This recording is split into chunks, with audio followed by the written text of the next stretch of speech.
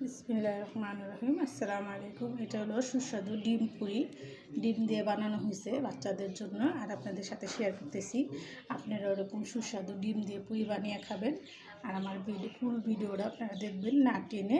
এরকম সুস্বাদু পুরি বানিয়ে খাওয়ার, যেমন বুড়া মানুষ খাবে তেমন বাচ্চারাও খেতে অনেক পছন্দ করবে। এমন সুস্বাদু পুরি দেখেন, ঘরে বানানোর জিনিসই হয় না, খাবারের মতো খাবার হয় না। আমি অত গুছিয়ে কথা বলতে পারি না, আপনাদের সাথে শেয়ার করলাম। আপনারা এরকম সুস্বাদু পুরি বানিয়ে খাবেন। আর আমি কি দিয়ে বানালাম সেটা আপনাদের সাথে শেয়ার করলাম। আপনারা আমার ফুল ভিডিওটা দেখবেন, না টেনে, আর আমার সাথেই থাকবেন। ভিডিওটা বড় না করে এখানে রেখে দিলাম। আসসালামু আলাইকুম। আসলাম 10 মিনিট পরে, দেখেন আমার আটাটা কত সুন্দর হয়ে গেছে। আমি এটার জন্য পুরুত দেওয়ার জন্য আমি ডিম নিছি। ডিমটা আমি বানাবো, আপনাদের সাথে শেয়ার করবো, দেখতে। এখানে একটা ডিম নিছি, ডিমটা আমি ফাটিয়ে তেল ছাড়াই ভাইজা নিই। ডিমটা ফাটিয়ে নিয়েছি আমি, দেখেন তাওয়াতে এক ফোঁটা তেলও দিইনি, আমি শুধু ডিমটা দিয়ে দিলাম। আর এটাতে আমি রান্না করা ডাল আছে সেটা আমি দিয়ে দিব। এখানে আমি রান্না করা ডালটা দিয়ে দিলাম, এটাতে তেল হবে। একটু ভালো করে বাইতে দিবেন। তেল যত কম খাবেন স্বাস্থ্যের জন্য তত উপকারিতা। তেল ছাড়াই খাওয়া যাবে, আর এটা তো অনেক তেল হবে। পুরি বানালে তো তেল ছাড়া হবে না। আমি ডালটা ভালো করে ডিমটার সাথে মিক্সার করে নেব। বড় থেকে ছোট বাচ্চারা শুদ্ধ খাইতে পারবো।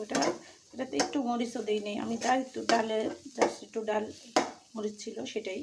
আমার এটা হয়ে গেছে, আমি এখন নামিয়ে নেব এটা। সবটা পুরো তো আমি ঢেলে নিচ্ছি, দেখেন আমার একটু লাগিয়ে। আর আমি এখন পুরিগুলো বানিয়ে নেব এক এক করে। একদম পারফেক্ট হয়ে গেছে। আমি এই যে একটা করে পুরির ইয়াগুলো নিয়ে নিব, এরকম করে। একটু বড় সাইজেরই হবে। এরকম করে আমি সবগুলো বানিয়ে নিই। আমার লুচিগুলো কাটা হয়ে গেছে। আমি এখন একটা একটা করে পুরিতে দিয়ে দিব। চাপ দিয়ে আমি এই পুরুটটা দিয়ে দিব। বাচ্চারা ডিম খেতে চায় না, তাদের উপলক্ষ করেই করা হয়। ডিম দিয়ে, মাছ দিয়ে, এরকম করে আপনারা যারা পুরি পছন্দ করেন, বিকেলের নাস্তায় পছন্দ করে, এরকম করে বানিয়ে নেবেন। একদম সহজ বানানো পদ্ধতি। এরকম করে আমি সবগুলো বানিয়ে নেব।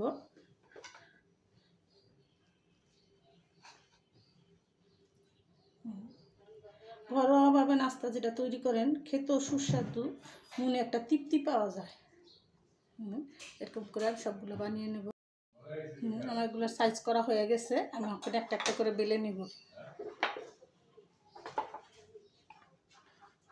শুক্রবার শনিবার হলে বাসায় থাকে মানুষজন, সব বাচ্চারা আব্বা বাসায় থাকে, এর জন্য নাস্তাটা বানাইতে হয়।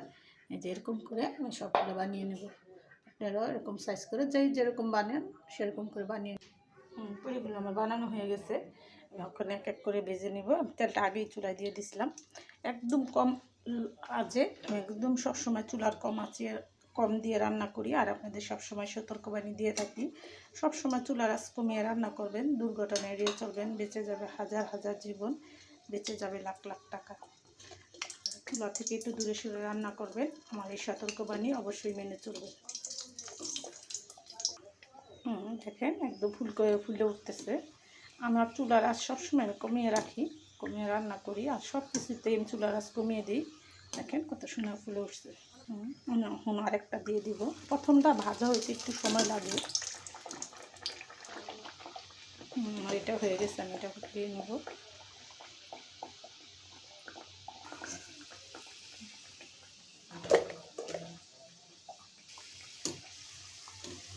এটা আমি এখন দিয়ে দিব। এরকম করে আমি সবগুলো পুরি ভেজে নিই। এটা হয়ে গেছে, আমি এটা উঠিয়ে নিব। হয়ে গেল আমার ফুলকো পুরি ভাজা। আর এই ফুলকো পুরি ভাজাটা কী দিয়ে ভাজলাম আপনাদের সাথে শেয়ার করব। আপনারা আমার ফুল ভিডিওটা দেখবেন, না টেনে, আর এরকম সুস্বাদু পুরি বানিয়ে খাবেন।